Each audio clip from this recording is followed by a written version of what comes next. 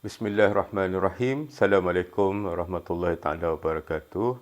Kita berjumpa lagi dalam channel YouTube Pok Nik Din, yang mana kita membincangkan berkenaan dengan perkara-perkara yang berkaitan dengan pentadbiran, pengurusan dan kepimpinan perniagaan. Ini satu ruang yang saya kira amat penting. Jadi jika anda mahu mengikuti topik-topik ini, sila langgani channel ini. Semoga anda akan mendapat maklumat-maklumat terkini yang saya kongsikan berkenaan dengan pentadbiran, pengurusan dan kepimpinan perniagaan. Kita nak bincangkan satu perkara penting dalam proses pembentukan strategi, iaitu mendapatkan pandangan dan juga maklum balas daripada pihak-pihak berkepentingan ataupun yang dikenali juga sebagai stakeholders.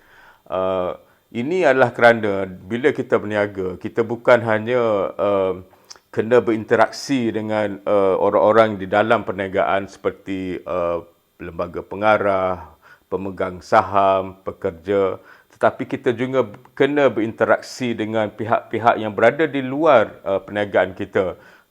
Pelanggan, mestilah pihak yang penting. Kemudian kita ada pembekal, dan pembekal ni dia mempunyai rantaian bekalan mungkin hingga ke luar negara.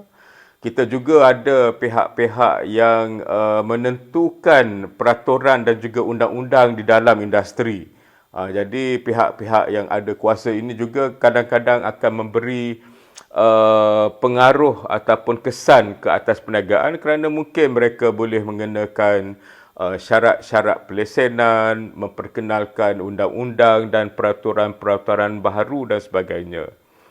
Di dalam masa yang sama sekarang, kalau kita tengok berkenaan dengan penekanan kepada ESG, iaitu tentang alam, masyarakat dan juga tadbir urus, maka ada banyak pihak-pihak lain yang ada di dalam ruang ini, seperti NGO dan juga mungkin orang-orang persendirian yang mana pandangan dan pendapat mereka akan didengari oleh masyarakat.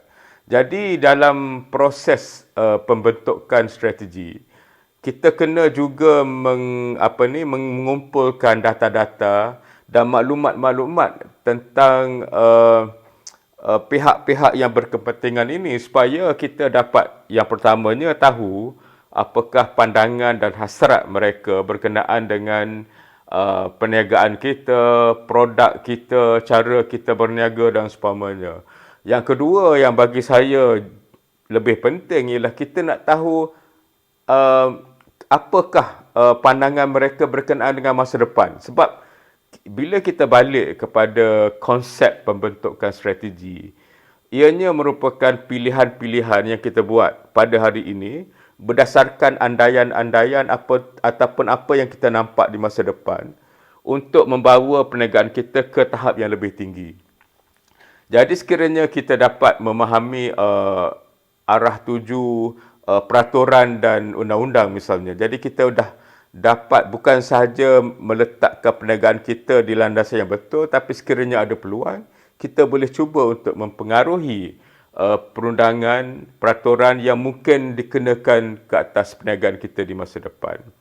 Sekiranya kita faham berkenaan dengan pandangan NGO yang ada kena-mengena dengan industri kita, itu juga penting. Sebab kadang-kadang NGO yang ada di Malaysia ini mempunyai rakan-rakan ataupun beribu pejabat di luar negara. Jadi mereka sudah tentu dapat memberi bayangan kepada kita tentang apakah isu-isu yang mereka tekan, apakah isu-isu yang mereka cuba pengaruhi kerajaan dan juga badan-badan lain, yang akan memberi kesan kepada kita dalam jangka masa pendek, jangka masa sederhana dan jangka masa panjang.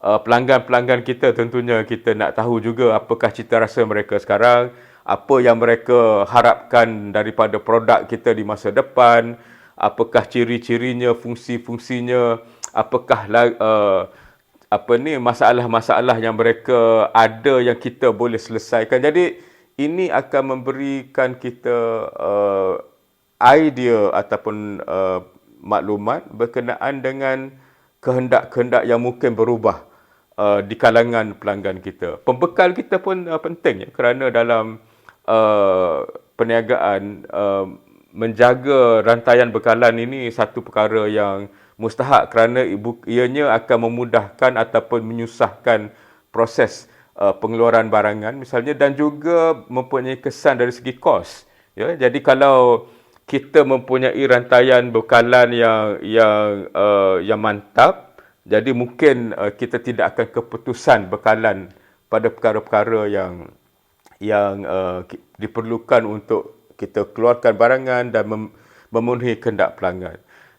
Dalam ramai-ramai ni, janganlah kita juga lupa kepada pihak dalaman, khususnya pekerja, kerana mereka merupakan orang-orang yang akan melaksanakan strategi.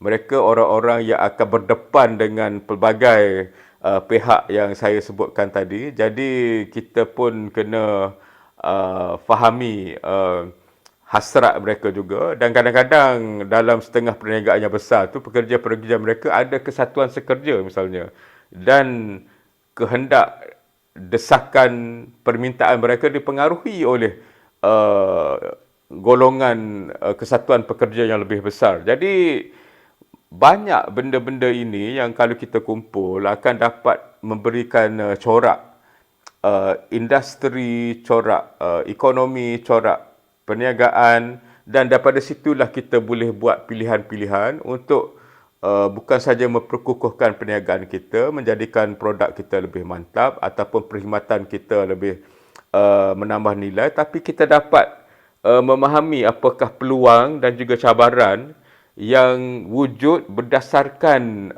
pandangan dan juga hasrat pihak-pihak berkepentingan yang ada di dalam industri yang kita ceburi ini. Jadi ini membantu kita untuk akhirnya membuat pilihan-pilihan yang akan dijadikan asas kepada strategi perniagaan yang kita mahu bentuk itu.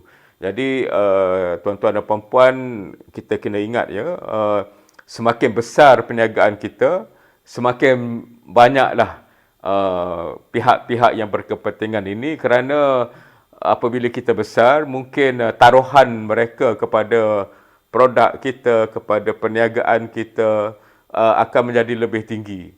Jadi kita tidak boleh mengabaikan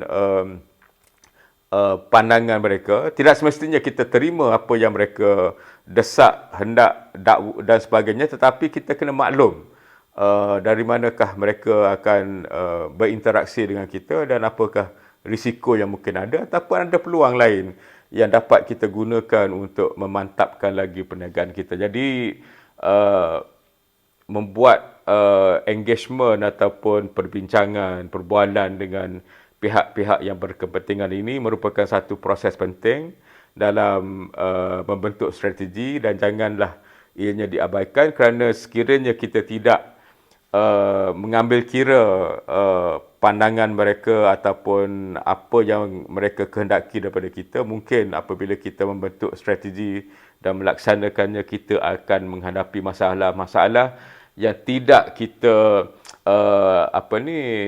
sedari daripada awal, kerana kita gagal untuk mendapatkan pandangan pihak-pihak yang berkepentingan. Jadi ini merupakan satu perkara penting, dan saya berharap dalam proses pembentukan strategi perniagaan tuan-tuan dan puan-puan, janganlah lupa untuk mendapatkan pandangan daripada stakeholders kita.